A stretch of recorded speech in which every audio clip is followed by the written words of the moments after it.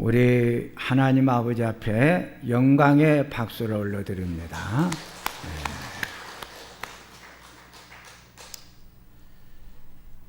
작은 감사, 이런 제목입니다.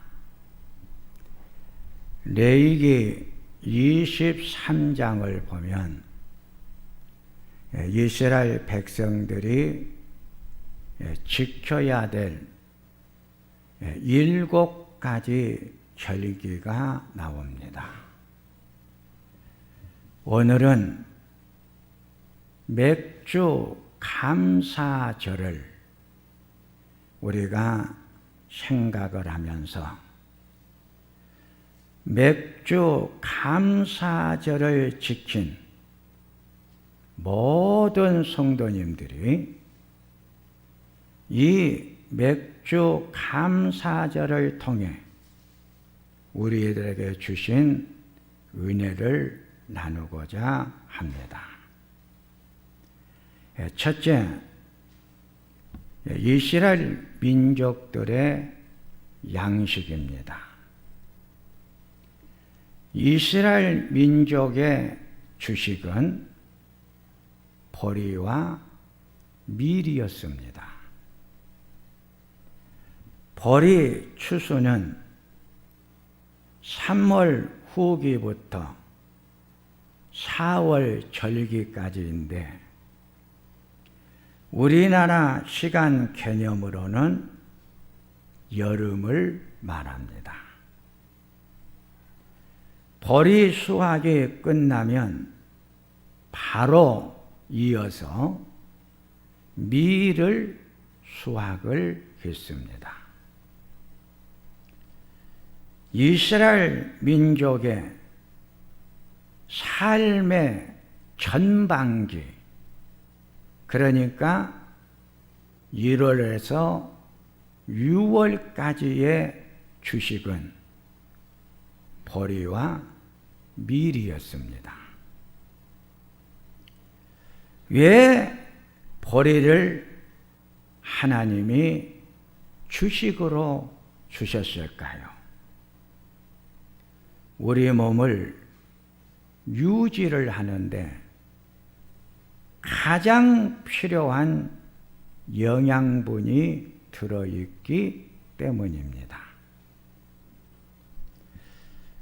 우리 조상들이 건강하게 살 수 있었던 비결은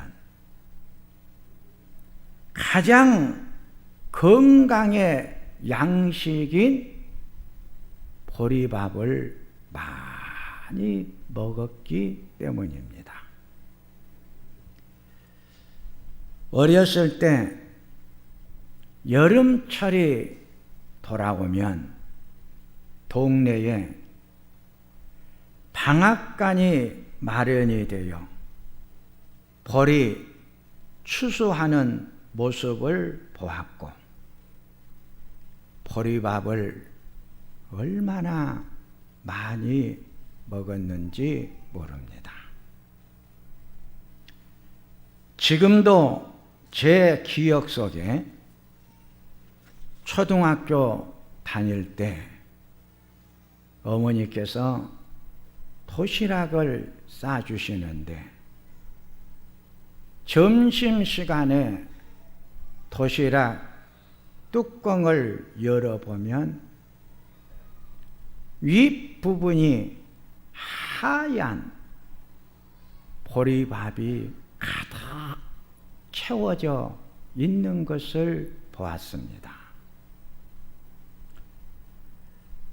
보리를 추수 후 감사 예배를 드린 것이 오늘 우리가 드리는 맥주 감사절입니다.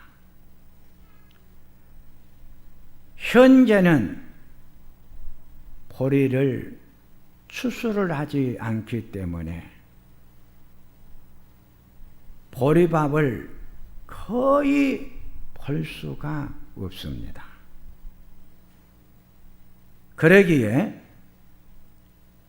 전반기를 보내면서 전반기 동안 살아올 수 있도록 하나님께서 우리들에게 내려주신 은혜를 깊이 생각하며 감사절을 지키는 것입니다.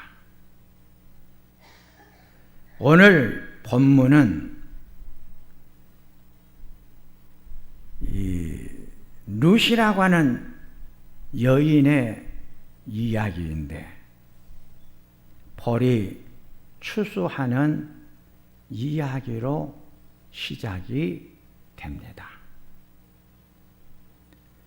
두 번째, 벌이 추수와 룻의 만남입니다. 룻기 1장 1절을 보면 그 땅에 흉년이 들자 베들레헴에서 살고 있던 한 가정이 모압으로 내려갔다고 했습니다. 흉년은 이스라엘 민족의 주식이었던 보리를 추수할 수 없는 상황을 말합니다. 왜 보리 추수를 할 수가 없었을까? 기회만 오면 하나님을 떠나려는 이스라엘 백성들에게 하나님이 내린 벌이었기 때문이다. 당시 룻이 살고 있던 상황을 본문의 내용을 신학적으로 정리를 하면 하나님이 이스라엘 백성들에게 내린 벌이 풍년이 오지 못하도록 하나님이 만들어 버렸다는 것입니다. 고린도전서 3장 6절에서 7절이 나는 심었고 아볼로는 물을 주었으되 오직 하나님께서 자라나게 하셨나니 심는 이나 물 주는 이는 아무것도 아니고 오직 자라나서 열매를 맺게 하는 하나님이 중요하다 그랬습니다. 하나님이 재난을 주어 보리와 밀 농사가 되지를 않자 이스라엘 백성들은 감당할 수 없는 흉년을 맞이하게 됩니다. 그래서 나오미의 가정이 모압이라고는 땅으로 내려와서 10년을 살아가고 있는데 룻기 1장 6절을 보면 하나님께서 고향 땅 베들레헴 땅에다가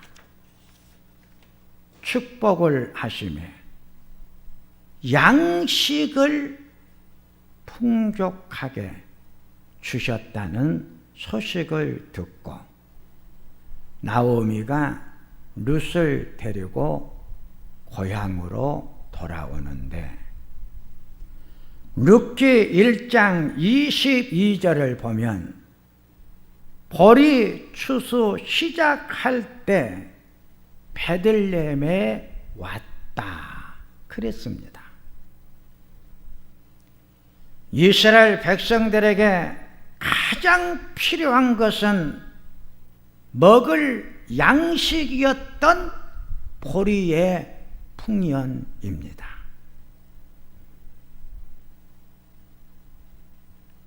그들이 고향 땅으로 돌아왔을 때 하나님의 축복으로 보리가 충만하니까 모든 염려, 근심이 사라져 버렸습니다. 룻기 2장 2절에서 3절을 보면 룻이 시어머니 나오미에게 어머니 식사 준비를 위해 밭에 나가 이삭을 죽겠나이다. 며느리 룻이 시어머니 아침 식사 준비를 위해 밭에 나가 보리 이삭을 주워 오겠다는 것입니다. 레위기 19장 9절에서 10절을 보면 곡식을 거둘 때에 너는 밭 모퉁이까지 다 거두지 말고 떨어져 있는 이삭을 절대로 줍지를 말라. 가난한 사람과 나그네를 위해서 남겨두라. 율법으로 약자들을 돌보기 위해 만들어 놓은 법이 있었습니다. 이런 모세의 율법 규정에도 불구하고 이스라엘 역사상 약자 보호 규례는 제대로 지켜지지를 않았습니다. 더욱이 가난한 사람들은 남의 밭에 떨어져 있는 이삭 하나 죽기가 어려웠습니다. 이러한 상황에서 모함 여인 룻이 이삭을 줍는다는 것은 누군가의 특별한 은혜 없이는 불가능한 일이었습니다. 당시 추수의 모습을 보면 제일 먼저 일꾼들에게 주고 남자가 낫으로 곡식을 베어 놓으면 그 뒤를 따르던 여자들이 곡식을 한 아름씩 모아서 묶습니다. 그 뒤를 특별히 허락받은 사람들이 따라다니면서 땅에 떨어져 있는 지극히 작은 보리 이삭을 주워 갔습니다.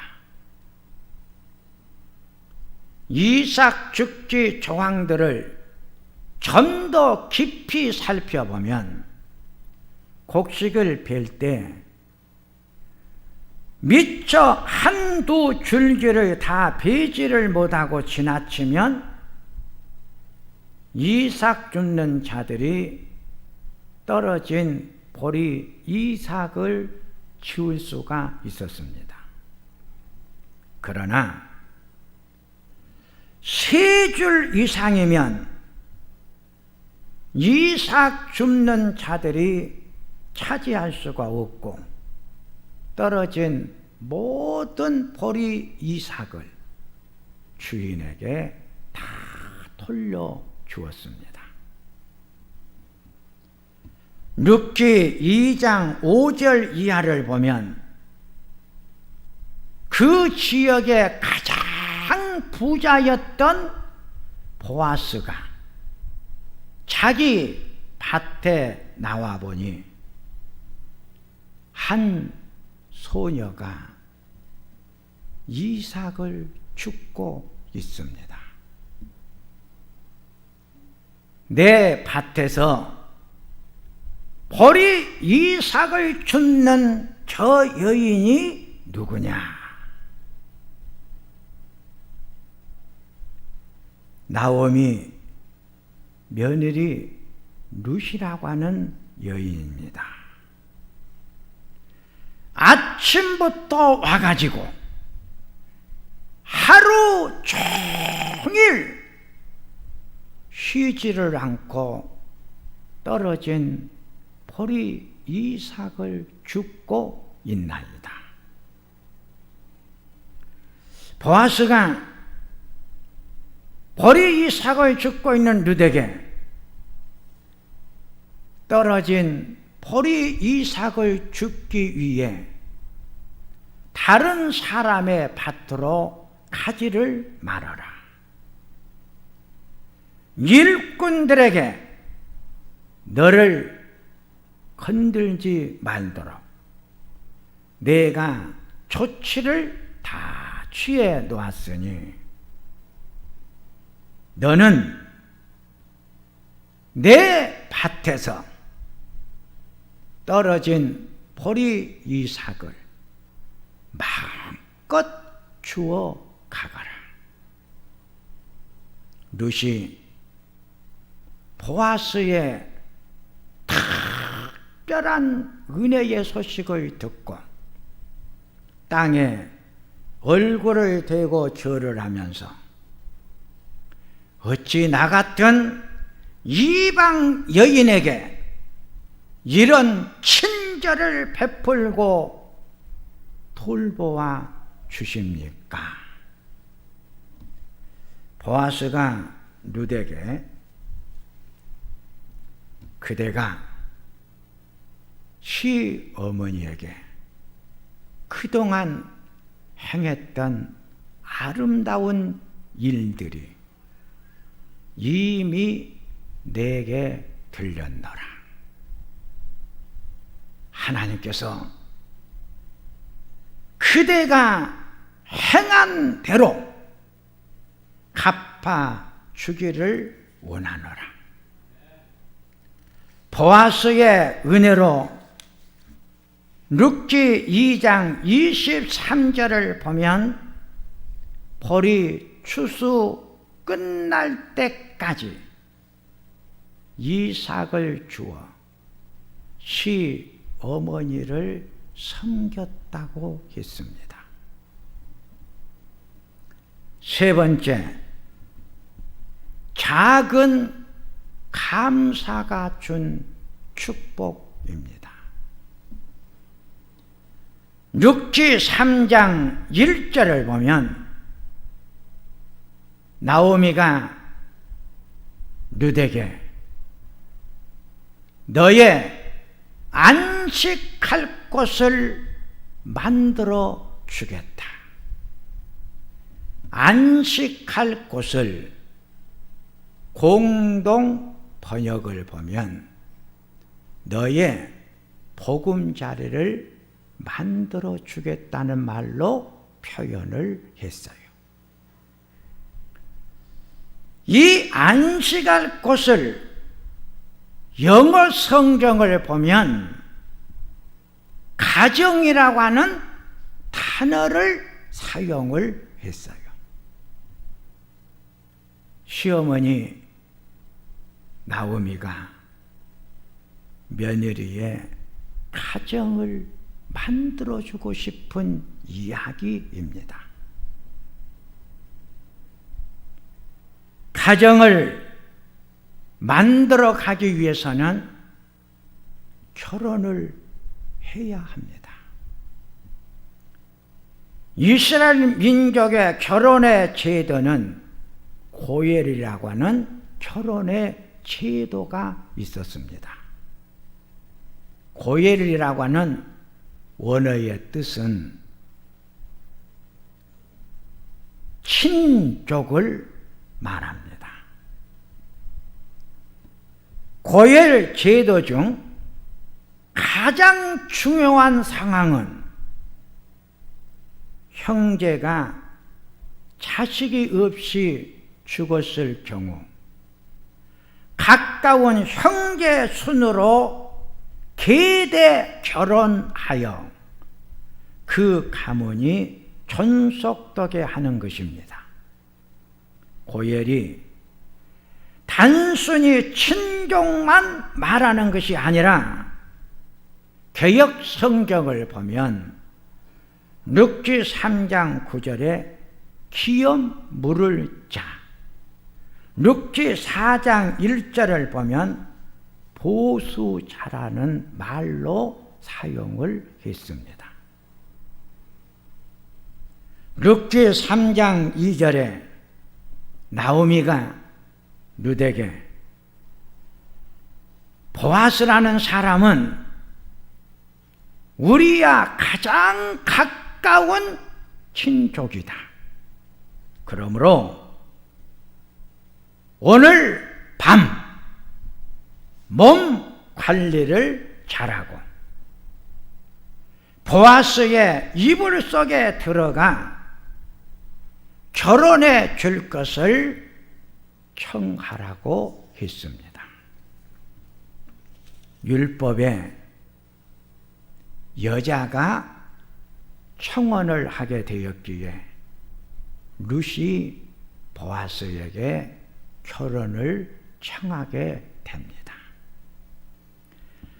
룻기 3장 1절에서 10절을 보니까 보아스가 자기에게 결혼을 청한 룻에게 내가 당신을 보니 당신은 현숙한 여인으로 보입니다.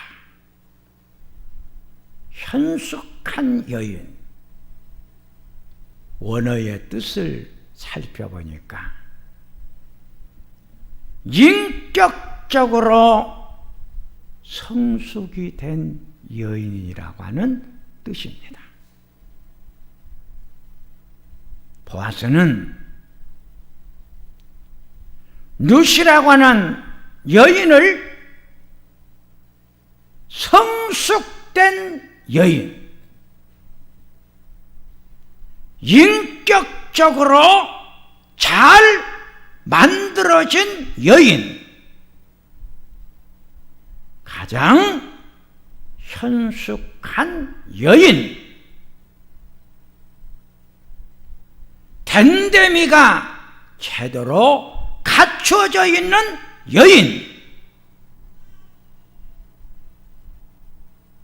그러기에 당신의 결혼의 청을 받아드리겠습니다. 작은 감사가 준 축복입니다. 룻이 보아스와 결혼하는 축복은 작은 보리 이삭을 주어 어머니를 모셨기 때문입니다. 지극히 작은 떨어져 있는 보리 이삭 하나, 어머니에게 룻이 드릴 수 있는 것은 밭에 떨어져 있는 지극히 작은 보리 이삭 하나, 그것을 드리는 감사밖에 없었어요.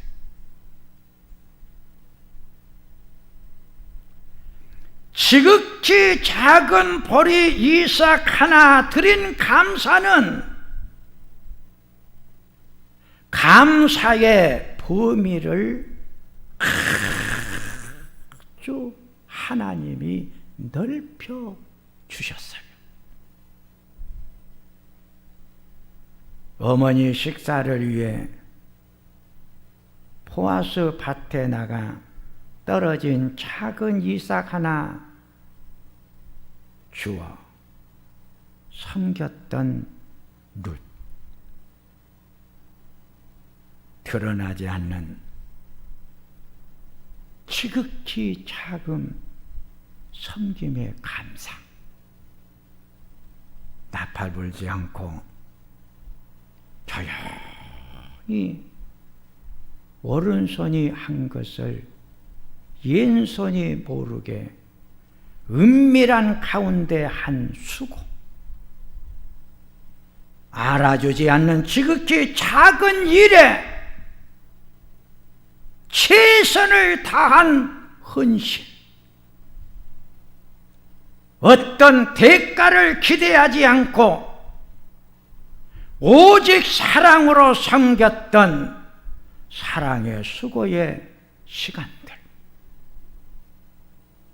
룻이 지극히 작은 은혜에 감사할 줄 알았기에 많은 감사의 사연들을 만날 수 있었던 거예요. 사랑하는 성도님들이여, 이제 말씀을 정리합니다. 작은 것에 감사합시다. 작은 은혜 절대로 잊지 마십시다.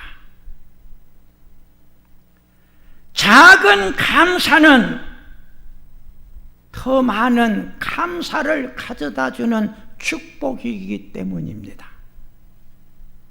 한 어린아이가 드린 지극히 작은 도시락 하나가 드려질 때 5,000명이 먹고 12바구니가 남았다고 했습니다. 우리는 큰 은혜, 큰 감사가 보이고 보려고 합니다. 지극히 작은 감사, 은혜는 보이지를 않습니다. 큰 감사, 큰 은혜는 깨닫고 감사를 잘하는데 잘 보이지 아니하고 나타나지 않는 지극히 작은 것에 대한 감사는 너무 인색하지 않습니까? 어쩌면 내가 이 세상을 살아가면서 큰 감사가 나에게 보이는 것은 보이지 않는 지극히 작은 것에 감사할 때 큰 감사가 만들어졌던 것이지요.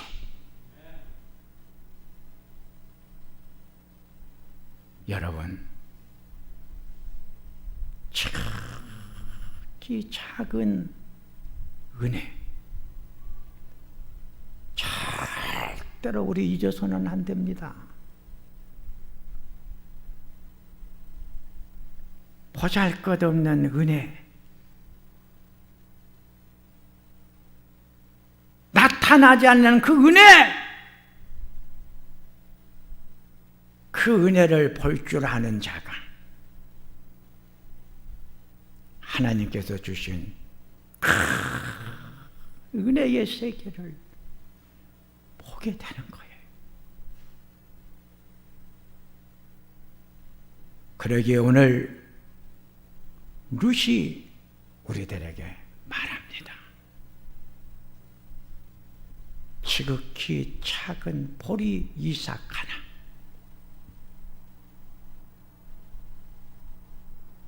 그 보리 이삭 하나, 그것이 시어머니 밥상을 만들었어요. 시어머니는 룻이 얼마나 감사했는지 몰랐죠. 그래서 그의 가정에 다윗의 조상이 되는 축복을 받지 않았습니까? 사랑하는 성도님들이여, 작은 것에 감사하며 살아가도록 하십시다. 하나님 아버지, 보리 이삭 하나 보잘것없습니다. 아주 작은 것입니다. 그 떨어진 보리 이삭 하나에 무슨 사랑이 모아졌고 마음이 들어갔습니다. 보리 밥이었지만 나오미는 얼마나 친수 성찬을 대하는 감사를 했습니다. 참 깊은 감사는 작은 섬김, 그 작은 보리 이삭 하나에 내 정성과 사랑과 마음이 모아진 섬김이었기 때문에 시어머니는 진수 성찬의 밥상으로 보여줬던 것입니다. 하나님, 지극히 작은 것에 우리의 사랑이 들어가게 하시고 우리의 마음이 머물게 하소서. 작은 은혜, 작은 감사는 큰 은혜 속으로 나를 인도합니다. 그 은혜 속에 머물러 살아가는 우리가 되게 하소서. 예수님의 이름으로 기도하옵나이다.